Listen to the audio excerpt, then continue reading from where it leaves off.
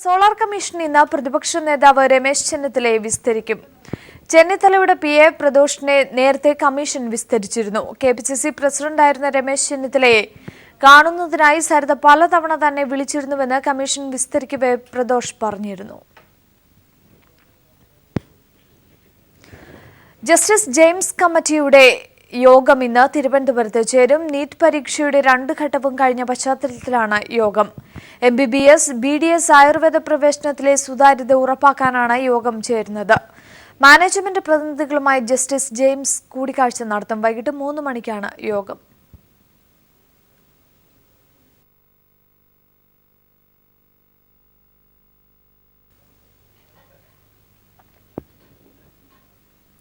ചരക്ക് സേവന നികുതി ബിൽ രാജ്യസഭയിൽ അവതരിപ്പിക്കുന്നതിന് മുന്നോടിയായി ധനമന്ത്രി അരുൺ ജെയ്റ്റ്ലി വിളിച്ച സംസ്ഥാന ധനമന്ത്രിമാരുടെ യോഗം ഇന്ന് ദില്ലിയിൽ ചേരും. ബില്ല് അവതരണത്തിന് മുൻപായി എല്ലാ സംസ്ഥാനങ്ങളുടെയും പിന്തുണ നേടിയെടുക്കാനാണ് കേന്ദ്ര സർക്കാരിന്റെ ശ്രമം. തമിഴ്നാടാണ് ബില്ലിനെ പ്രധാനമായും എതിർക്കുന്നത്. സുപ്രധാന സാമ്പത്തിക പരിഷ്കരണം എന്ന നിലയിൽ ചരക്ക് സേവന നികുതി ബിൽ വർഷകാല സമ്മേളനത്തിൽ തന്നെ പാസാക്കാനാണ് കേന്ദ്ര സർക്കാരിന്റെ ശ്രമം. എന്നാൽ എല്ലാ പ്രതിപക്ഷ പാർട്ടികളുമായി സമവായത്തിലെത്താൻ കഴിയാത്തതും ചില സംസ്ഥാനങ്ങൾ ബില്ലിൽ മാറ്റങ്ങൾ ആവശ്യപ്പെടുകയും ചെയ്തതാണ് സർക്കാരിന് മുന്നിലുള്ള തടസ്സം. എല്ലാ സംസ്ഥാനങ്ങളുടെയും പിന്തുണ നേടാനുള്ള ശ്രമത്തിന്റെ ഭാഗമായാണ് ബില്ല് അവതരണത്തിന് മുന്നോടിയായി ധനമന്ത്രിമാരുടെ യോഗം വിളിച്ചത്. തമിഴ്നാടാണ് കൂടുതൽ മാറ്റങ്ങൾ ആവശ്യപ്പെട്ടിരിക്കുന്നത്. ചരക്ക് സേവന നികുതിക്ക് പ്രത്യേക കൗൺസിൽ വേണ്ട എന്നതാണ് തമിഴ്നാടിന്റെ പ്രധാന ആവശ്യം. ഉൽപാദക സംസ്ഥാനം എന്ന നിലയിൽ തമിഴ്നാടിന് ചരക്ക് സേവന നികുതി ബിൽ നടപ്പാക്കുന്നതിൽ ആശങ്കകളുണ്ട്. കേന്ദ്രത്തെക്കാൾ ഉയർന്ന നിരക്കിൽ നികുതി പിരിക്കാൻ സംസ്ഥാനങ്ങൾക്ക് അധികാരം വേണമെന്ന കേരളത്തിന്റെ ആവശ്യം ഏതാണ്ട് അംഗീകരിച്ചിട്ടുണ്ട്. കോൺഗ്രസ് നേതൃത്വവുമായി നിരവധി തവണ സമവായ ചർച്ചകൾ നടത്തിയെങ്കിലും കോൺഗ്രസ് ഇതുവരെ പിന്തുണ അറിയിച്ചിട്ടില്ല. സർവകക്ഷി യോഗം വിളിച്ച് വിശദമായ ചർച്ച വേണമെന്നാണ് CPIMന്റെ നിലപാട്. തൃണമൂൽ കോൺഗ്രസും ബിജു ജനതാദളും പിന്തുണ അറിയിച്ചിട്ടുണ്ടെങ്കിലും BSP ഇതുവരെ നിലപാട് വ്യക്തമാക്കിയിട്ടില്ല. ധനമന്ത്രിമാരുടെ യോഗത്തിന് ശേഷം ബില്ല് എപ്പോൾ അവതരിപ്പിക്കണമെന്ന കാര്യത്തിൽ കേന്ദ്ര സർക്കാർ തീരുമാനമെടുക്കും. News bureau, Delhi. വസ്തു പോക്കുവരവ് ചെയ്ത് കിട്ടാനായി ഓഫീസുകൾ കയറിയിറങ്ങി മടുത്ത ശേഷം വില്ലേജ് ഓഫീസ് തീയിട്ട സാംകുട്ടിക്ക് ഒടുവിൽ പോക്കുവരവ് എന്നത് യാഥാർത്ഥ്യമാവുകയാണ്. 32 വർഷത്തെ കാത്തിരിപ്പിനൊടുവിൽ റവന്യൂ മന്ത്രി E. ചന്ദ്രശേഖരന്റെ അടിയന്തര ഇടപെടലിനെ തുടർന്നാണ് സാംകുട്ടിക്ക് പോക്കുവരവ് സർട്ടിഫിക്കറ്റ് നൽകാൻ താലൂക്ക് ഓഫീസ് അധികൃതർ നടപടി സ്വീകരിച്ചിരിക്കുന്നത്. അതേസമയം സാംകുട്ടിയുടെ വസ്തു പോക്കുവരവിന് വീഴ്ച വരുത്തിയ ഉദ്യോഗസ്ഥർക്കെതിരെ വകുപ്പുതല നടപടിയെടുക്കുമെന്ന് റവന്യൂ മന്ത്രി വ്യക്തമാക്കി. അച്ഛൻ യോഹന്നാൻ 1969 ഭാഗാധാരമായി നൽകിയ 18 സെന്റ് സ്ഥലത്തിന്റെ പോക്കുവരവിനായി തിരുവനന്തപുരം വെള്ളറട കോവില്ലൂർ ചെറുതറക്കോണം വീട്ടിൽ സാംകുട്ടി 32 വർഷമാണ് വെള്ളറട വില്ലേജ് ഓഫീസിലും താലൂക്ക് ഓഫീസിലുമായി കയറിയിറങ്ങിയത്. പിന്നീട് എല്ലാ പ്രതീക്ഷകളും നഷ്ടപ്പെട്ടുവെന്ന സ്ഥിതി വന്നപ്പോൾ സാംകുട്ടി നാടിനെ നടുക്കിക്കൊണ്ട് വെള്ളറട വില്ലേജ് ഓഫീസിന് തറയിൽ പെട്രോൾ ഒഴിച്ച് തീയിടുകയായിരുന്നു. സംഭവത്തിൽ സാംകുട്ടിയെ പോലീസ് അറസ്റ്റ് ചെയ്ത് ജയിലിലടച്ചു. കേസിൽ ജാമ്യത്തിലിറങ്ങിയ സാംകുട്ടിക്ക് സന്തോഷം നൽകുന്ന തീരുമാനമാണ് റവന്യൂ മന്ത്രിയുടെ ഇടപെടലിലൂടെ സാധ്യമായിരിക്കുന്നത്. 32 വർഷത്തെ കാത്തിരിപ്പിനൊടുവിൽ സാംകുട്ടിക്ക് താലൂക്ക് ഓഫീസ് അധികൃതർ വസ്തു പോക്കുവരവ് ചെയ്തു കൊടുക്കുകയാണ്. എന്നാൽ പോക്കുവരവിൽ വീഴ്ച വരുത്തിയ ഉദ്യോഗസ്ഥർക്കെതിരെ നടപടി സ്വീകരിക്കുമെന്ന് മന്ത്രി E. ചന്ദ്രശേഖരൻ പീപ്പിൾ TVയോട് പറഞ്ഞു. 4-5 ദിവസത്തിനകത്ത് അദ്ദേഹത്തിൻ്റെ പോക്കുവരവ് നടത്തി കൊടുക്കാമെന്നുള്ളതാണ് ഉദ്യോഗസ്ഥന്മാരുടെ ഭാഗത്തുനിന്നുണ്ടായിട്ടുള്ള റിപ്പോർട്ട്. രേഖ കാണാനില്ല, ഞങ്ങൾക്കിപ്പോൾ ഒന്നും ചെയ്യാൻ പറ്റില്ല എന്ന നിലപാട് സ്വീകരിക്കും. അതാണ് ഏറ്റവും വലിയ പ്രയാസം ജനങ്ങളിൽ ഉണ്ടാക്കുന്നത്. അതിന് യാതൊരു കാരണവശാലും അനുവദിക്കാൻ കഴിയുന്നില്ല. അതിൽ ഗവൺമെൻറ്റിൻ്റെ ഭാഗത്ത് വളരെ ശക്തമായ നിലപാടും നടപടികളും ഉണ്ടാവും. വിവാഹശേഷം 25 വർഷത്തിലധികമായി അടൂർ കൊടുമണിൽ സ്ഥിരതാമസമാക്കിയിരിക്കുന്ന സാംകുട്ടി ഇനി താൻ ചെയ്ത തെറ്റിൽ നിന്ന് രക്ഷപ്പെടാനുള്ള തീവ്ര ശ്രമത്തിലാണ്. Sunil Arimanoor, news bureau, Thiruvananthapuram. ഹരിത സന്ദേശവുമായി സൗരോർജ്ജത്തിൽ ലോകം ചുറ്റിയ സോളാർ ഇമ്പൾസ് 2 വിമാനം അബുദാബിയിൽ തിരിച്ചിറങ്ങി. പുലർച്ചെ 4 മണിയോടെയാണ് സോളാർ ഇമ്പൾസ് അബുദാബിയിലെ ആൽബത്തിൽ വിമാനത്താവളത്തിൽ ഇറങ്ങിയത്. ഇതോടെ പൂർണ്ണമായും സൗരോർജ്ജത്തിൽ ലോകം ചുറ്റിയ ആദ്യ വിമാനമായി സോളാർ ഇമ്പൾസ്. 40,000 കിലോമീറ്റർ യാത്രയിൽ പിക്കാർഡും സ്വിസ് സംരംഭകനുമായ പൈലറ്റുമായ ആൻഡ്രേ ബോൾസ്റ്റ് ബെർഗുമാണ് വിമാനത്തെ നിയന്ത്രിച്ചത്. കഴിഞ്ഞയാഴ്ച തുടങ്ങാനിരുന്ന മടക്കയാത്ര കാറ്റിനെ തുടർന്നും പിക്കാർഡിന്റെ രോഗാവസ്ഥയെ തുടർന്നും മാറ്റിവെക്കുകയായിരുന്നു. 2015 മാർച്ച് 9 അബുദാബിയിൽ നിന്ന് തന്നെയാണ് സോളാർ ഇമ്പൾസ് യാത്ര തിരിച്ചത്.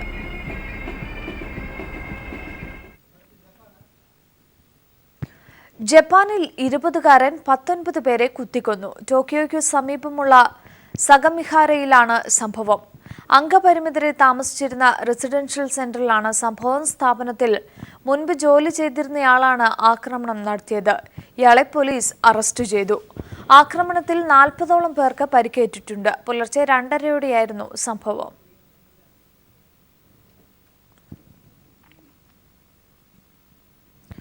മ്യൂണിക് കൂട്ടക്കുരുതിയുടെ പശ്ചാത്തലത്തിൽ ജർമ്മനിയിൽ തോക്ക് വിൽപ്പനയ്ക്ക് കർശന നിയന്ത്രണം ഏർപ്പെടുത്തി. കഴിഞ്ഞ ദിവസമാണ് മ്യൂണിക്കിൽ 18കാരൻ ആൾക്കൂട്ടത്തിനിടയിലേക്ക് വെടിയുതിർത്ത ശേഷം ആത്മഹത്യ ചെയ്തത്. ജർമ്മനിയിലെ മ്യൂണിക്കിലെ ഷോപ്പിംഗ് കേന്ദ്രത്തിലുണ്ടായ വെടിവയ്പ്പിന്റെയും കൂട്ടക്കുരുതിയുടെയും പശ്ചാത്തലത്തിൽ ജർമ്മനിയിൽ തോക്കുവിൽപ്പന കർശനമായി നിയന്ത്രിക്കാൻ തീരുമാനം. മാരകായുധങ്ങളുടെ ലഭ്യത നിയന്ത്രിക്കാൻ കഴിയാവുന്നതെല്ലാം ചെയ്യുമെന്ന് വൈസ് ചാൻസലർ സിഗ്മൻ ഗബ്രിയൽ വ്യക്തമാക്കി. 2 ദിവസം മുൻപ് തെക്കൻ ജർമ്മനിയിലെ ഒളിമ്പിയ ഷോപ്പിംഗ് കേന്ദ്രത്തിലെ മക്ഡൊണാൾഡ് റെസ്റ്റോറന്റിനടുത്തുണ്ടായ വെടിവയ്പിൽ 9 പേരാണ് കൊല്ലപ്പെട്ടത്. ഡേവിഡ് സോൺബോലി എന്ന 18കാരൻ ആൾക്കൂട്ടത്തിനിടയ്ക്ക് തുരുതുരാ വെടിവെച്ച ശേഷം സ്വയം വെടിവെച്ച് മരിച്ച സംഭവം രാജ്യത്തെ പിടിച്ചുകുലുക്കിയിരുന്നു. അക്രമിയുടെ പക്കൽ പിസ്റ്റലും 300 വെടിയുണ്ടകളും ഉണ്ടായിരുന്നു. നിയമവിരുദ്ധമായാണ് അക്രമി തോക്കുവാങ്ങിയതെന്നും കൈവശം വച്ചതെന്നും പോലീസ് അന്നേ കണ്ടെത്തിയിരുന്നു. ആരെയും പ്രത്യേകം ലക്ഷ്യം വെച്ചല്ല ആക്രമണമെന്നും അക്രമിയുടെ സഹപാഠികളാരും ഇരയായിട്ടില്ലെന്നും പോലീസ് വ്യക്തമാക്കി. സംഭവസ്ഥലം സന്ദർശിച്ച ആഭ്യന്തരമന്ത്രി തോമസ് ഡീമസരെ നിലവിലെ തോക്ക് നിയമം പുനരാലോചിക്കുമെന്ന് അന്നുതന്നെ അറിയിച്ചിരുന്നു. തുടർന്നുള്ള നടപടിയാണ് ഇപ്പോൾ തോക്ക് വിൽപ്പന നിയന്ത്രിക്കുവാനുള്ള ഈ തീരുമാനം. International desk. ഗൾഫ് രാജ്യങ്ങളിലേക്ക് മലയാളികൾ ഉൾപ്പെടെയുള്ള സ്ത്രീകളെ അനധികൃതമായി വീട്ടുജോലിക്കായി കൊണ്ടുപോകുന്നു. വീട്ടുജോലിക്കായി അനധികൃതമായി കൊണ്ടുപോകുന്ന സ്ത്രീകൾക്ക് ശമ്പളം പോലും നൽകാതെ ഇവരെ പീഡിപ്പിക്കുകയാണെന്നും പരാതിയുണ്ട്. ഒമാനിൽ ഇത്തരത്തിൽ ചതിയിലകപ്പെട്ട സ്ത്രീകൾ രക്ഷപ്പെടാൻ കൈരളി പീപ്പിൾ ടിവിയുടെ സഹായം തേടി. റിക്രൂട്ടിംഗ് ഏജൻസികളുടെ വാഗ്ദാനങ്ങളിൽ കുടുങ്ങിയ ഒമാനിലെത്തിയവർ ദുരിതത്തിലാണിപ്പോൾ. People exclusive. കേരളത്തിലെ റിക്രൂട്ടിംഗ് ഏജൻസികളുടെ നേതൃത്വത്തിലാണ് ഗൾഫിലേക്ക് സ്ത്രീകളെ കൊണ്ടുവരുന്നത്. സ്ത്രീകളെ വീട്ടുജോലിക്കെന്നും ബ്യൂട്ടി പാർലറിലെ ജോലിക്കാണെന്നും പറഞ്ഞാണ് കൊണ്ടുവരുന്നത്. എന്നാൽ ഒമാനിലെത്തുന്ന സ്ത്രീകളെ ശമ്പളം പോലും നൽകാതെ പീഡിപ്പിക്കുകയാണെന്നാണ് പരാതി. ദുബായിലേക്ക് വിസിറ്റ് വിസയിൽ കൊണ്ടുവന്ന് പിന്നീട് അവിടെ നിന്ന് ഒമാനിലേക്ക് എത്തിക്കുകയാണ് ചെയ്യുന്നത്. ഒമാനിലെ ബുറൈമയിൽ ബ്യൂട്ടീഷ്യൻ ജോലിക്കെത്തിയ ആലപ്പുഴ സ്വദേശിനിക്ക് 8 മാസമായി ശമ്പളം ലഭിച്ചില്ല. ശമ്പളം ചോദിച്ചപ്പോൾ സ്പോൺസർ മുറിയിൽ പൂട്ടിയിടുകയായിരുന്നുവെന്ന് ഇവർ പറഞ്ഞു. പിന്നീട് ഒമാനിലുള്ള റിക്രൂട്ടിംഗ് ഏജൻസിയുടെ ഓഫീസിലെത്തിയപ്പോൾ അവിടെയും ദുരിതമനുഭവിക്കുന്ന നിരവധി സ്ത്രീകളെ കാണാൻ കഴിഞ്ഞുവെന്നും ഇവർ പറഞ്ഞു. ഇപ്പൊ 150 റിയാലും ഫുഡ് ആൻഡ് അക്കോമഡേഷനും ഉണ്ടെന്ന് പറഞ്ഞാണ് കൊണ്ടുവന്നത്. ഇവിടെ വന്നിട്ട് എനിക്ക് ഈ പറഞ്ഞ സാലറികളൊന്നും എനിക്ക് കിട്ടിയിട്ടില്ല. നമുക്കൊരു രക്ഷ ഇതിൽ നിന്ന് ഉണ്ടാവുകയെന്ന് എനിക്കിപ്പോ ആകെപ്പാടെ ടെൻഷനും പേടിയാന്ന് വെച്ചാൽ ഞാൻ എന്റെ സ്പോൺസറുമായിട്ട് വഴക്കിട്ട് അവരെന്നെ 2 ദിവസം എന്നെ റൂമിൽ വെള്ളം പോലും തരാതെ പൂട്ടിയിട്ട്. ഒത്തിരി പെണ്ണുങ്ങൾ ആരോഗ്യം പോലും ഇല്ലാത്ത വീട്ടമ്മമാരാണ് ഒത്തിരി പേര് അവിടെ വന്ന് ഇങ്ങനെ ജോലി ഒരു വാഗ്ദാനം ചെയ്ത് വിസിറ്റ് വിസയിൽ കൊണ്ടുവന്നിട്ട് ഇങ്ങനെ മറ്റുള്ള സ്പോൺസറുടെ വെച്ചാൽ ഗദ്ദാമയായിട്ട് ഓരോ വീടുകളിൽ പോയിട്ട് അവിടെ പീഡനങ്ങൾ എന്ന് വെച്ചാൽ എല്ലാ തരത്തിലുള്ള പീഡനങ്ങളും അവർക്ക് ആ ഓരോ വീടുകളിൽ നിന്ന് അവർക്ക് ഉണ്ടായിട്ട് അവർ തിരിച്ചു വന്നിട്ട് ഏജൻസിയിൽ അവരെ മാനസികമായും ശാരീരികമായും അയാൾ പീഡിപ്പിച്ചാണ് അവരെ തിരിച്ച് ഓരോരുത്തരുടെ വീട്ടിലേക്ക് അയക്കുന്നത്. കേരളത്തിൽ നിന്ന് മാത്രമല്ല തമിഴ്നാട്, ആന്ധ്രാപ്രദേശ് എന്നിവിടങ്ങളിൽ നിന്നും മലയാളികളായ ഏജന്റുമാരുടെ നേതൃത്വത്തിൽ സ്ത്രീകളെ ഗൾഫിലേക്ക് കൊണ്ടുവരുന്നുണ്ട്. യാതൊരു നിയമങ്ങളും പാലിക്കാതെയാണ് ഇത്തരം റിക്രൂട്ടിംഗ് ഏജൻസികൾ പ്രവർത്തിക്കുന്നത്. ഇത്തരക്കാർക്കെതിരെ കർശന നടപടികൾ കൈക്കൊള്ളണമെന്നും ബുറൈമിൽ കുടുങ്ങിയ സ്ത്രീകളെ രക്ഷിക്കാൻ മുഖ്യമന്ത്രി ഇടപെടണമെന്നും ഒമാനിലെ സാമൂഹ്യ പ്രവർത്തകർ ആവശ്യപ്പെട്ടു. ഒമാനിൽ നിന്ന് PM ജാബറിനൊപ്പം ടി ജമാലുദ്ദീൻ. തിരികെ വാർത്തകളിലേക്ക്. കൊല്ലം കുണ്ടറയിൽ നിന്നും വെടിയുണ്ടകൾ കണ്ടെത്തിയ സംഭവത്തിൽ പോലീസ് അന്വേഷണം ഊർജിതമാക്കി. ഇന്ത്യൻ സേന ഉപയോഗിക്കുന്നതാണെന്ന സംശയത്തിൽ പ്രദേശത്തുള്ള സൈനിക അർദ്ധസൈനിക വകുപ്പുകളിൽ ജോലി ചെയ്തിരുന്നവരുടെ വിവരം പോലീസ് ശേഖരിക്കും. AK-47 റൈഫിളിൽ ഉപയോഗിക്കുന്നവയാണ് കണ്ടെടുത്ത വെടിയുണ്ടകളെന്നാണ് സൂചന. കഴിഞ്ഞ ദിവസം കുണ്ടറ ചെറുമൂട് സ്വദേശി സന്തോഷിന്റെ വീടിന് മുമ്പിലെ റോഡിനോട് ചേർന്നുള്ള സ്ഥലത്ത് ചെടി നടന്നതിനിടെയാണ് 7.26 ഇനത്തിൽപ്പെട്ട വെടിയുണ്ടകൾ ലഭിച്ചത്.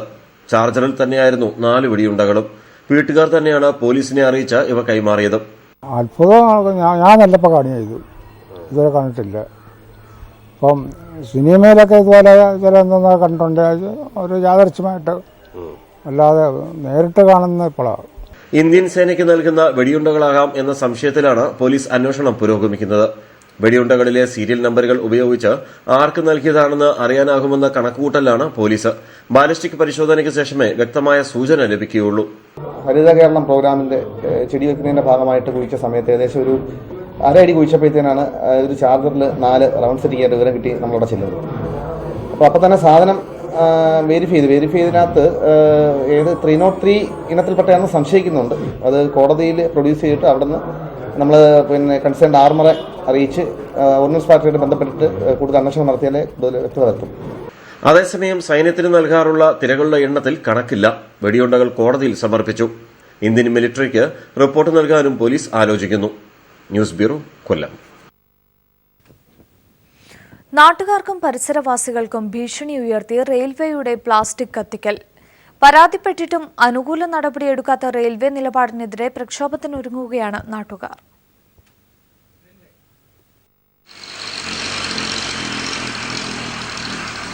കോഴിക്കോട് കല്ലായി റോഡിന് സമീപത്തായാണ് റെയിൽവേ തങ്ങളുടെ സ്ഥലത്ത് വെച്ച് പ്ലാസ്റ്റിക് ഉൾപ്പെടെയുള്ള മാലിന്യങ്ങൾ കത്തിക്കുന്നത്.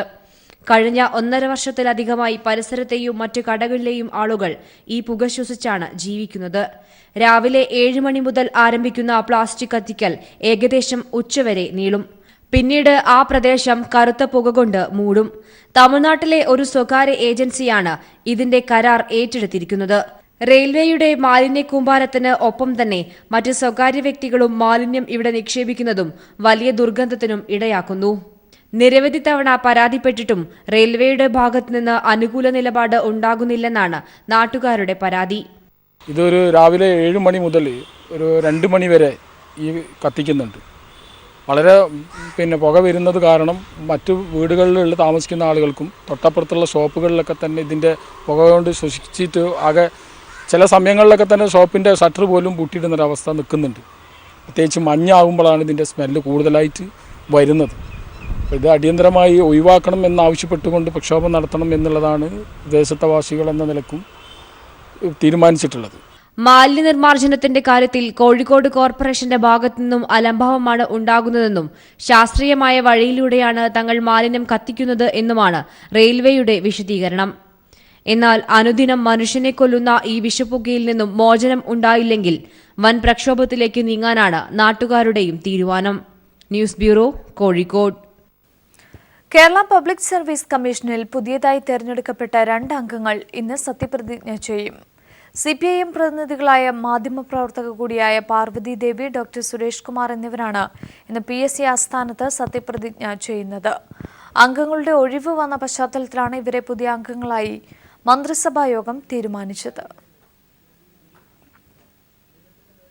ബാർക്കോഴയിൽ കോൺഗ്രസ് നേതാക്കൾ കുടുക്കിയെന്ന നിലപാട് കടുപ്പിച്ച് KM മാണി. പ്രശ്നപരിഹാരത്തിനായുള്ള UDF യോഗം മാണി വിഭാഗം ബഹിഷ്കരിച്ചു. നേമത്തെ വോട്ട് ചോർച്ചയിൽ JDU അന്വേഷണം ആവശ്യപ്പെട്ടു. ബാർക്കോഴയിൽ KM മാണിയെ കുടുക്കുന്നതിന് മുൻകൈയെടുത്തത് രമേശ് ചെന്നിത്തലയാണെന്ന് മാണി വിഭാഗം മുഖപത്രം പ്രതിച്ഛായ വിമർശിച്ചിരുന്നു. രമേശിന്റെ വസതിയിലായിരുന്നു UDF യോഗം. പ്രതിഷേധം പ്രകടമാക്കി മാണി വിഭാഗം നേതാക്കളാരും യോഗത്തിനെത്തിയില്ല. ഉമ്മൻചാണ്ടിയും രമേശ് ചെന്നിത്തലയും ഫോണിൽ വിളിച്ചെങ്കിലും മാണി സംസാരിച്ചില്ലെന്നാണ് വിവരം. പിന്നീട് കുഞ്ഞാലിക്കുട്ടിയുടെ ഫോണിൽ KM മാണി കുഞ്ഞാലിക്കുട്ടിയുമായും ഉമ്മൻചാണ്ടിയുമായും സംസാരിച്ചു. രമേശ് ചെന്നിത്തലയുമായി സംസാരിക്കാൻ വിസമ്മതിച്ചു. മാണി ബുദ്ധിമുട്ട് അറിയിച്ചിരുന്നുവെന്ന് PP തങ്കച്ചൻ. വ്യക്തിപരമായ ചില സൗകര്യങ്ങൾ കാരണം ഇന്നത്തെ സബ്ജക്ട് കമ്മിറ്റിയിലും പങ്കെടുക്കാൻ കഴിഞ്ഞില്ല. ഈ നേതാക്കളുടെ യോഗത്തിലും കക്ഷി നേതാക്കളുടെ യോഗത്തിലും പങ്കെടുക്കാൻ കഴിയാതെ വന്നു എന്ന് അദ്ദേഹം അറിയിച്ചു. വരുന്ന മാസം 6-നും 7-നും ചേരുന്ന കേരള കോൺഗ്രസ് നേതൃക്യാമ്പ് വരെ അനുനയ ചർച്ചകൾക്ക് തയ്യാറല്ലെന്ന കടുത്ത നിലപാടും KM മാണി സ്വീകരിച്ചതായി സൂചനയുണ്ട്. നേമത്ത് വോട്ട് ചോർച്ചയിൽ പരിശോധന വേണമെന്ന് JDU ആവശ്യപ്പെട്ടു. ആതിരപ്പള്ളി പദ്ധതിക്കെതിരെ നിലപാട് സ്വീകരിക്കണമെന്ന റിപ്പോർട്ട് രമേശ് ചെന്നിത്തല യോഗത്തിൽ വച്ചു. 4-ന് ചേരുന്ന UDF യോഗം ഇക്കാര്യം പരിഗണിക്കും. News bureau, Thiruvananthapuram. People exclusive. ബാങ്കുകളുടെ ജപ്തി ഭീഷണിയിൽ ഒരു പച്ചക്കറി കർഷക ഗ്രാമം. ഇടുക്കിയിലെ മഴനിഴൽ ഗ്രാമങ്ങളായ മറയൂർ, കാന്തല്ലൂർ, വട്ടവട പ്രദേശങ്ങളിലെ കർഷകരാണ് ബാങ്കിന്റെ ജപ്തി ഭീഷണി നേരിടുന്നത്. വെള്ളപ്പൊക്കത്തിൽ നട്ടുവളർത്തിയ കൃഷി നഷ്ടപ്പെട്ടിട്ടും ജീവിതത്തോട് പടവെട്ടിയ കർഷകരാണ് ദുരിതത്തിലായിരിക്കുന്നത്. സർക്കാർ ഇടപെടൽ വേണമെന്ന് പരക്കെ ആവശ്യം ഉയരുകയാണ്. ഇടുക്കി കാന്തല്ലൂരിനെ പച്ചക്കറി ഹബ്ബാക്കും കർഷകർക്ക് 3 ലക്ഷം പലിശരഹിത വായ്പ നൽകും തുടങ്ങി കൃഷിമന്ത്രിയുടെ വാഗ്ദാന പെരുമഴ നടക്കുന്ന ഘട്ടത്തിലാണ് കാന്തല്ലൂർ, മറയൂർ, വട്ടവട പഞ്ചായത്തുകളിലെ പച്ചക്കറി കൃഷി കർഷകർ ജപ്തി ഭീഷണി നേരിടുന്നത്. വർഷങ്ങൾക്ക് മുമ്പ് ബാങ്കിൽ നിന്നും വായ്പയെടുത്ത് കൃഷി ആരംഭിച്ച കർഷകരെ കാലവർഷം ചതിച്ചു. വിയർപ്പൊഴുക്കി വിതച്ചതെല്ലാം വെള്ളപ്പൊക്കത്തിൽ ഒലിച്ചുപോയി. കൃഷിവകുപ്പ് ഉദ്യോഗസ്ഥർ ഇത് സാക്ഷ്യപ്പെടുത്തി സർട്ടിഫിക്കറ്റും നൽകിയിട്ടുണ്ട്. എന്നാലും ബാങ്ക് ഇതൊന്നും അംഗീകരിക്കില്ല. ഒരു വലിയൊരു മഴ പെയ്ത് പുഴയിൽ കൂടി വലിയ വെള്ളം വന്ന് കയറി കൃഷിയൊക്കെ നഷ്ടപ്പെട്ടു പോയി. ഞങ്ങളുടെ മാത്രമല്ല, ഒരുപാട് ആൾക്കാരുടെ നഷ്ടപ്പെട്ടു പോയി. അപ്പോൾ ഞങ്ങളിത് അടയ്ക്കാൻ ബുദ്ധിമുട്ടുള്ളത് കാരണം ഞങ്ങൾ നിർത്തിവെച്ചു. പിന്നെ കുറേ കാലം കഴിയുമ്പോൾ നോട്ടീസ് അവിടെ നിന്ന് ജപ്തി നോട്ടീസ് അയച്ചിരിക്കുക, വീട് ജപ്തി ചെയ്യും. ആത്മഹത്യയുടെ വക്കിലുള്ള ഈ കർഷകർ പക്ഷേ മണ്ണിനെ കൈവിടാൻ തയ്യാറല്ല. ഉള്ളതും കടം വാങ്ങിയും ഇപ്പോഴും മണ്ണിൽ പച്ചക്കറി വിളയിക്കുന്നു.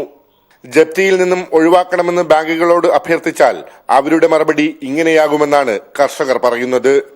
ഇതിന് എനിക്ക് മാത്രമാണ് ഈ നഷ്ടം, എല്ലാവർക്കും അല്ല ഉള്ളത്. നീ മേടിച്ച പൈസ തിരിച്ചടയ്ക്കണം. എന്താണ് അവർ ഉദ്യോഗസ്ഥന്മാർ പറഞ്ഞ രീതി.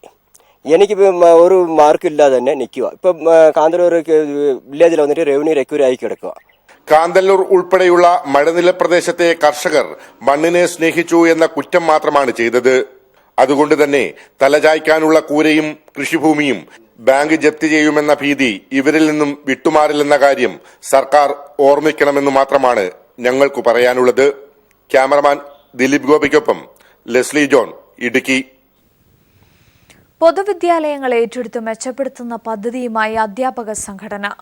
ഓൾ കേരള സ്കൂൾ ടീച്ചേഴ്സ് യൂണിയനാണ് മുന്നേറ്റം എന്ന പദ്ധതിയിലൂടെ അടച്ചുപൂട്ടൽ ഭീഷണി നേരിടുന്ന സ്കൂളുകൾ ഏറ്റെടുക്കുന്നത്. പദ്ധതിയുടെ ഉദ്ഘാടനം മുഖ്യമന്ത്രി പിണറായി വിജയൻ തിരുവനന്തപുരത്ത് നിർവഹിച്ചു. അനാദായകരമെന്ന് മുദ്രകുത്തപ്പെട്ട വിദ്യാലയങ്ങൾ അടച്ചുപൂട്ടൽ ഭീഷണി നേരിടുമ്പോൾ അവയെ ജനകീയ മുന്നേറ്റത്തിലൂടെ മികവിന്റെ കേന്ദ്രങ്ങളാക്കാനാണ് മുന്നേറ്റം എന്ന പദ്ധതിയിലൂടെ all Kerala school teachers union ലക്ഷ്യമിടുന്നത്. സംസ്ഥാനത്ത് വിവിധ ജില്ലകളിലായുള്ള 100 പൊതുവിദ്യാലയങ്ങൾ AKSTU ജനകീയ പങ്കാളിത്തത്തോടെ ഏറ്റെടുക്കും. പദ്ധതിയുടെ ഉദ്ഘാടനം മുഖ്യമന്ത്രി പിണറായി വിജയൻ നിർവഹിച്ചു. ലാഭകരമല്ലാത്ത വിദ്യാഭ്യാസം എന്നത് തന്നെ അപകടകരമായ ഒരു പ്രയോഗമാണ്. അത്തരമൊന്ന് നമ്മുടെ ഇടയിൽ വ്യാപിച്ചു എന്നത് സ്വാഭാവികമായും ആശങ്കയുണ്ടാക്കുന്ന ഒരു കാര്യമാണ്. കാര്യക്ഷമതയും പ്രതിബദ്ധതയുമുള്ള പുതിയ തലമുറയാണ് വിദ്യാഭ്യാസത്തിലൂടെ ഉയർന്നു വരേണ്ടത്. അപ്പോൾ ലാഭം വല്ലതും ഉണ്ടെങ്കിൽ ഇതാണ് ലാഭം. കുട്ടികളുടെ എണ്ണം കുറവായതിനാൽ അനാദായകരമെന്ന പട്ടികയിൽ ഉൾപ്പെട്ട സ്കൂളുകളെ മികവിലെത്തിക്കുന്നതിൽ പ്രഥമ കടമ അധ്യാപകർക്കാണെന്ന സന്ദേശം ഉൾക്കൊണ്ടാണ് പദ്ധതി നടപ്പാക്കുക. രക്ഷിതാക്കളെ ബോധവൽക്കരിക്കാനുള്ള പ്രവർത്തനങ്ങളും AKSTU നടത്തിവരുന്നു. News bureau, Thiruvananthapuram. കേരളത്തിൽ നടപ്പാക്കുന്ന അതിവേഗ റെയിൽപാത പദ്ധതിയിൽ കാസർഗോഡ് ജില്ലയെ ഉൾപ്പെടുത്താത്തതിൽ വ്യാപക പ്രതിഷേധം. കാസർഗോഡ് ജില്ലയെ കൂടി ഉൾപ്പെടുത്തി പദ്ധതി മംഗലാപുരം വരെ ദീർഘിപ്പിക്കണമെന്നാവശ്യപ്പെട്ട് ഇടപെടലും പ്രചാരണവും സംഘടിപ്പിക്കാൻ കാസർഗോഡ് പ്രസ് ക്ലബ്ബിൽ ചേർന്ന വിവിധ രാഷ്ട്രീയ ബഹുജന സംഘടനകളുടെ സംയുക്ത യോഗം തീരുമാനിച്ചു. ഇതിൽ ആക്ഷൻ കമ്മിറ്റിയും രൂപീകരിച്ചു. പദ്ധതിയുടെ പ്രാരംഭ പ്രവർത്തനങ്ങൾക്ക് LDF സർക്കാരിന്റെ പ്രഥമ ബജറ്റിൽ പണം വകകൊള്ളിച്ചിട്ടുണ്ട്.